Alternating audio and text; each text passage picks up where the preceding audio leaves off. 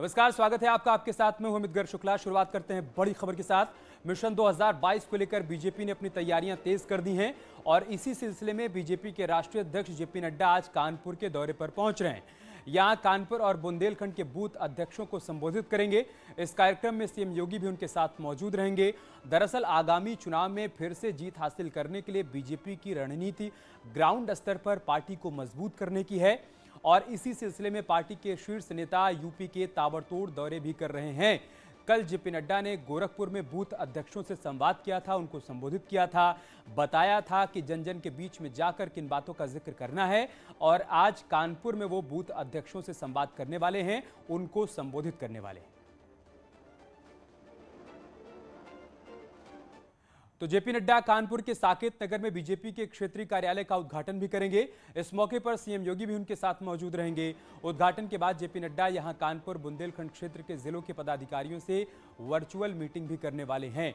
तो न सिर्फ कानपुर बल्कि बुंदेलखंड क्षेत्र के तमाम कार्यकर्ता भी वर्चुअल तरीके से इस कार्यक्रम में शामिल होंगे, जुड़ेंगे, राष्ट्रीय अध्यक्ष को सुनेंगे और साथ ही साथ जीत का जो मंत्र आज कार्यकर्ताओं को दिया जाएगा उसको जन जन तक पहुंचाएं।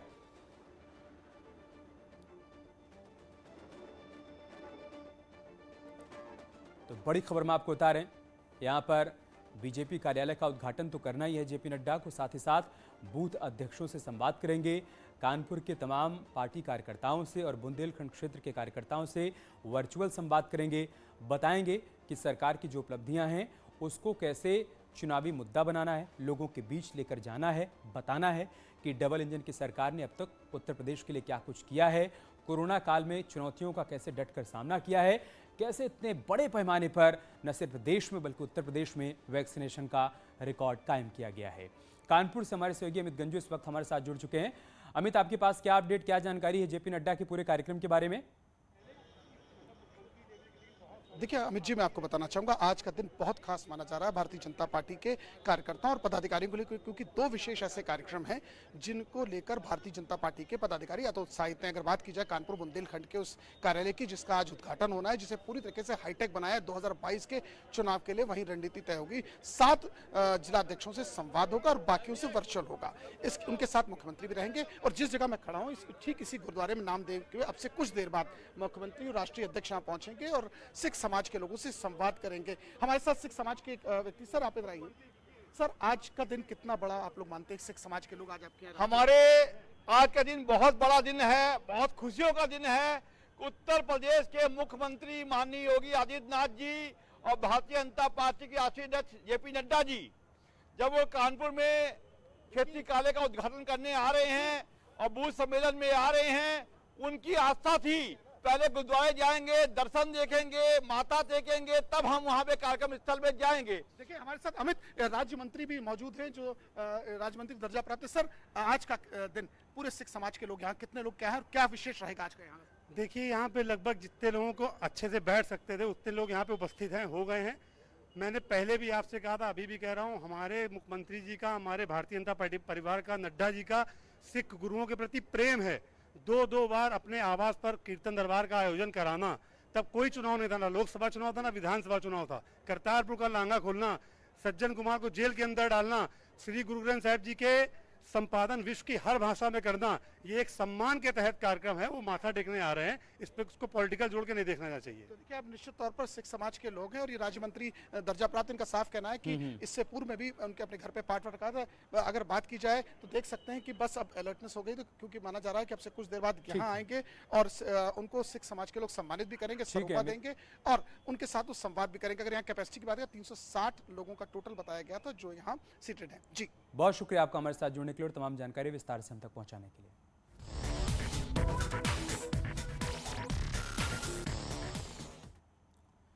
और अब बात करते हैं एक और बड़ी खबर की। आज सीएम योगी नोएडा का दौरा करने वाले हैं। सीएम योगी जेवर एयरपोर्ट की तैयारियों का जायजा लेंगे। दोपहर 3:30 बजे मुख्यमंत्री जेवर एयरपोर्ट पहुंचेंगे और पीएम मोदी के दौरे से पहले तैयारियों का जायजा लेंगे। 25 नवंबर को जेवर आएंगे प्रधानमंत्री मोदी और जेवर एयरपोर्ट का प्रधानमंत्री शिलान्यास करने वाले हैं। कृषि कानून वापस लेने के बाद पीएम मोदी और सीएम योगी की पश्चिमी यूपी में ये पहली बड़ी रैली होगी, जिसके लिए बीजेपी मेगा शो की तैयारी कर रही है। करीब 1.5 से 2.5 लाख लोगों के आने का दावा यहां पर किया जा रहा है। तमाम तैयारियां मुकम्मल हो चुकी हैं और आज उन्हीं तैयारियों का जायजा लेने के लिए मुख्यमंत्री 3:30 बजे जेवर पहुंच रहे हैं।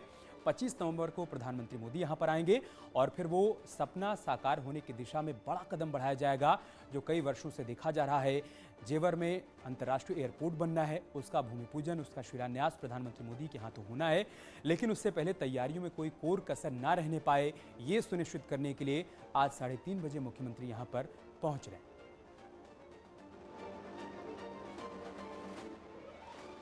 पूरा कार्यक्रम क्या है वो भी हम आपको बता रहे हैं। रोही गांव में पीएम मोदी पहुंचेंगे, ई ट्रकर एयरपोर्ट की आधारशिला रखेंगे यहीं पर और सीएम योगी कार्यक्रम में मौजूद रहेंगे। 25 नवंबर को जेवर एयरपोर्ट का शिलान्यास होना है, जिसके लिए मेगा शो की तैयारी यहां पर की गई है। रोही गांव में ही भूमि पूजन किया जाएगा प्रधानमंत्री मोदी के हाथों।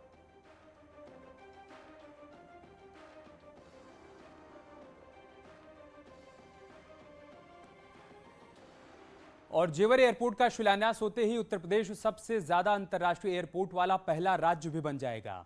जेवर एयरपोर्ट यूपी का 5वां इंटरनेशनल एयरपोर्ट होगा। अभी तमिलनाडु और केरल में 4 इंटरनेशनल एयरपोर्ट हैं।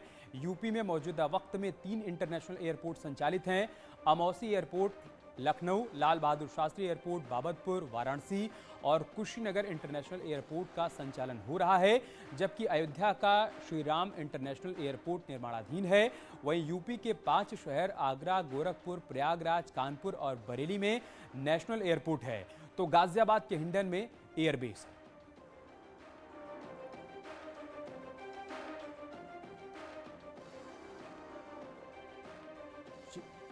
जेवर एयरपोर्ट का शिलान्यास होगा प्रधानमंत्री मोदी के हाथों और इसके साथ ही उत्तर प्रदेश के नाम एक नया कीर्तिमान भी जुड़ जाएगा। 5वां एयरपोर्ट बनकर तैयार होगा उत्तर प्रदेश में, जिसके बाद अंतर्राष्ट्रीय एयरपोर्ट के मामले में उत्तर प्रदेश बाकी राज्यों से आगे निकल जाएगा। प्रधानमंत्री मोदी का यह सपना था और उनका ये कहना था कि हमारी कोशिश है, हमारी सरकार की कोशिश है कि हवाई चप्पल पहनने वाला भी हवाई जहाज़ की यात्रा करे। इसके लिए बहुत ज़रूरी था कि इंफ्रास्ट्रक्चर तैयार किया जाए। उत्तर प्रदेश में कई ऐसे एयरपोर्ट जो कि संचालित नहीं हो रहे थे, पहले उड़ान योजना के तहत वहां पर संचालन शुरू किया गया और अब अंतर्राष्ट्रीय एयरपोर्ट बनाने की दिशा में सरकार तेजी से आगे बढ़ रही है। हाल फिलहाल में कुशीनगर इंटरनेशनल एयरपोर्ट का उद्घाटन हुआ और अब जेवर एयरपोर्ट का शिलान्यास प्रधानमंत्री मोदी के हाथों होगा। हिमांशु हमारे साथ जुड़ चुके हैं नोएडा से। हिमांशु, क्या अपडेट, क्या जानकारी है, कैसी तैयारियां हैं सीएम के यहाँ पहुंचने से पहले? जी बिल्कुल, आपको सबसे पहले तस्वीरों में दिखाना चाहेंगे। देखिए मेरे ये जो यहाँ पे हम इस समय मौजूद है, यहीं पर प्रधानमंत्री जनसभा को संबोधित करेंगे और ठीक पीछे आपको वो स्टेज भी दिखाना चाहेंगे जो अब सज चुकी है। अब बस इंतजार है प्रधानमंत्री नरेंद्र मोदी का, उत्तर प्रदेश मुख्यमंत्री योगी आदित्यनाथ का। ये वो स्टेज है, ये वो पंडाल है, भव्य पंडाल बनाया गया है जहाँ पर प्रधानमंत्री नरेंद्र मोदी यहाँ पर लोगों को संबोधित करेंगे। शिलान्यास और भूमि पूजन के बाद सबसे बड़ी बात है, क्योंकि देश का सबसे बड़ा एयरपोर्ट है, 30,000 करोड़ की लागत से इसे तैयार किया जा रहा है और यहाँ पर 5 रनवे होंगे जिसमें एमआरओ भी है, मेंटेनेंस एंड रिपेयरिंग की व्यवस्था है। और इस इकलौते एयरपोर्ट के आने की वजह से औद्योगिक विकास जो है वो चरम पर रहेगा, यानी उत्तर प्रदेश की विकास की जो रफ्तार है वो और तेज हो जाएगी आने वाले दिनों में, क्योंकि टॉय सिटी, एमएसएमई पार्क, इसके अलावा अपैरल पार्क, अपैरल क्लस्टर, ये तमाम चीजें जो हैं जेवर एयरपोर्ट की वजह से आई। ऐसे में औद्योगिक विकास तो होगा ही, रोजगार भी मिलेगा। आने वाले वक्त में करीब 5 से 6 लाख लोगों को प्रत्यक्ष रूप से रोजगार मिलेगा और अप्रत्यक्ष रूप से भी काफी रोजगार मिलेगा। ऐसे में एक बड़ी रफ्तार आने वाले दिनों में उत्तर प्रदेश को मिलेगी जब ये तमाम चीजें विकसित हो जाएंगी। फिलहाल जो तैयारी है उसके मुताबिक करीब 36 महीने यानी साल 2024 में जेवर एयरपोर्ट से पहली उड़ान भरी जाएगी। जी ठीक है हिमांशु, बहुत शुक्रिया आपका हमारे साथ जुड़ने के लिए और तमाम जानकारी हम तक पहुंचाने के लिए। रामायण एक्सप्रेस में वेटर्स की ड्रेस पर संतों की आपत्ति के बाद अब उनकी ड्रेस बदल गई है। आप देख पाएंगे, 2 तस्वीरें हम आपको दिखाएंगे। पीला कुर्ता और भगवा धोती में वेटर्स यात्रियों की सर्विस करते थे। संतों की आपत्ति के बाद पैंट शर्ट में उन्हें अब तब्दील कर दिया गया है। रामायण एक्सप्रेस में खाना परोसने वाले वेटर की ड्रेस सोशल मीडिया पर तेजी से वायरल हो रही थी, जिसके बाद संतों ने नाराजगी जाहिर की थी और उसके बाद अब यह फैसला लिया गया है उन्हें पैंट शर्ट पहना दिया गया है। और जो आप पहली तस्वीर देख पा रहे हैं, ये पुरानी ड्रेस की तस्वीर है और इस ड्रेस कोड को लेकर संतों की तरफ से आपत्ति दर्ज कराई गई थी, जिसके बाद अब वेटर्स को नई ड्रेस दी गई है।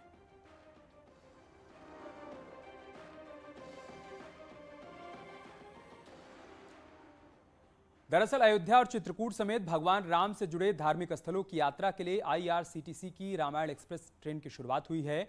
इस ट्रेन में श्रद्धालुओं को खाना खिलाने वाले वेटर साधु की वेशभूषा में थे, जिस पर संतों ने नाराजगी जाहिर की। परमहंस अखाड़ा परिषद के पूर्व महामंत्री अवधेश पुरी ने आपत्ति जताते हुए वेशभूषा बदलने की बात कही और 12 दिसंबर को चलने वाली ट्रेन का विरोध करने की बात कही। साथ ही रेल मंत्री को पत्र भी लिखा, जिसके बाद अब ट्रेन में वेटर्स की ड्रेस बदल दी गई है।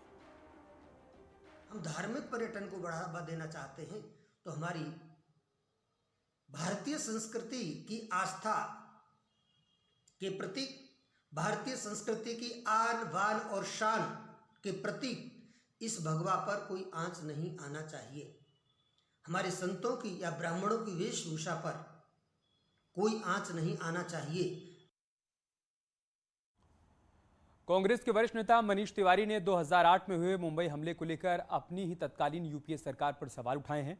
मनीष तिवारी ने अपनी किताब 10 फ्लैश पॉइंट 20 ईयर में लिखा है कि संयम कमजोरी की पहचान है। सवाल उठाया गया है मनीष तिवारी की तरफ से अपनी किताब में मौजूदा यूपीए सरकार को लेकर, जिसका वो हिस्सा थे, संयम कमजोरी की पहचान है, ये कहा है मनीष तिवारी ने अपनी किताब में। 2008 में मुंबई में आतंकी हमला हुआ था और उस दौरान यूपीए की सरकार थी, मनीष तिवारी उस सरकार का हिस्सा थे। अब उनकी तरफ से ये सवाल उठाया गया है अपनी किताब में। उन्होंने कहा है कि संयम कमजोरी की पहचान है और इस बात का जिक्र करते हुए उन्होंने अपनी सरकार को कटघरे में खड़ा किया है।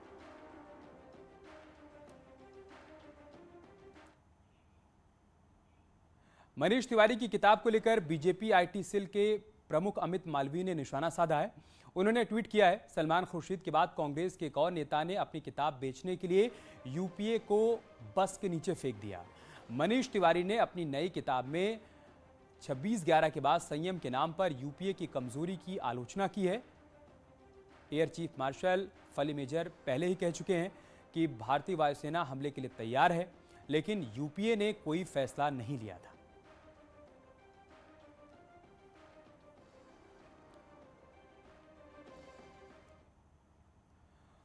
आगे बढ़ते हैं। संभल के एसपी सांसद शफीकुर रहमान बर्क ने एक बार फिर से बीजेपी पर निशाना साधा है।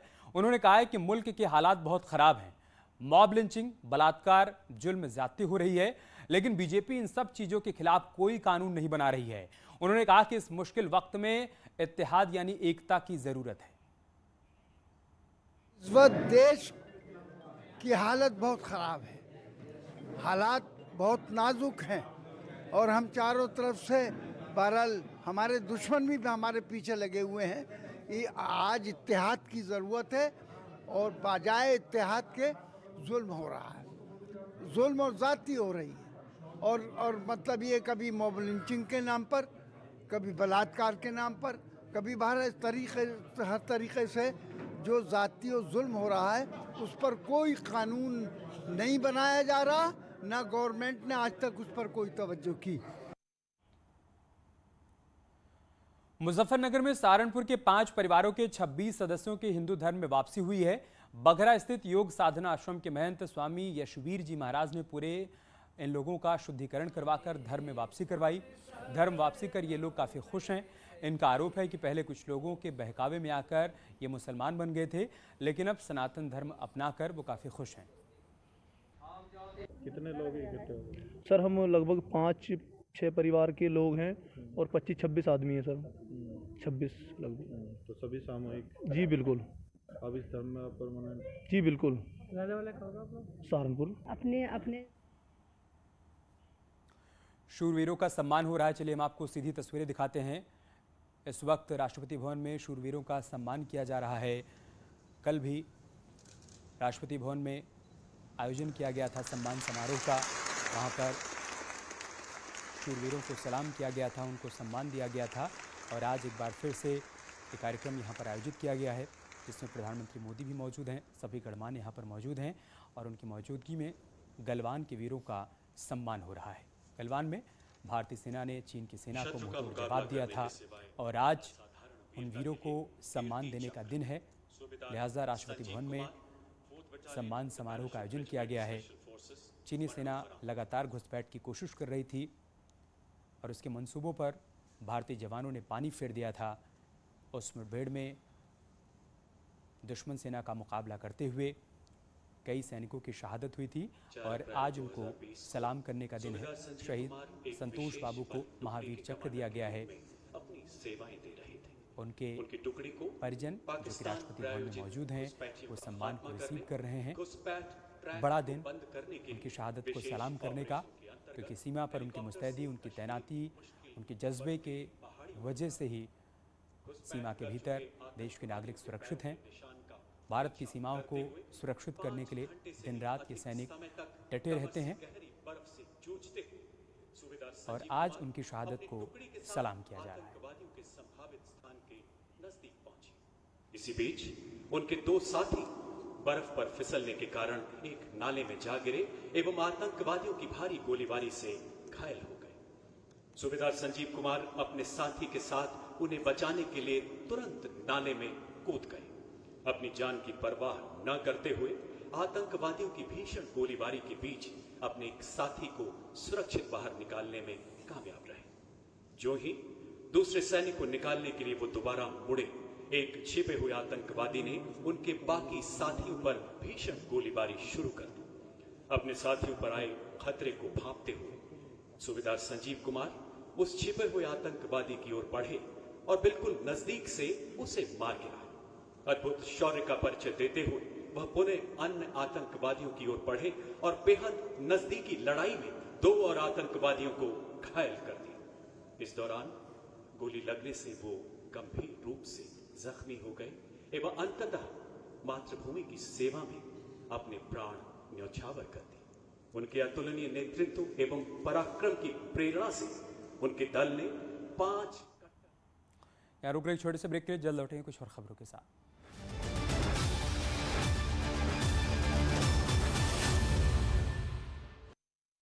बयान कहा, मरते दम तक राहुल और प्रियंका गांधी के लिए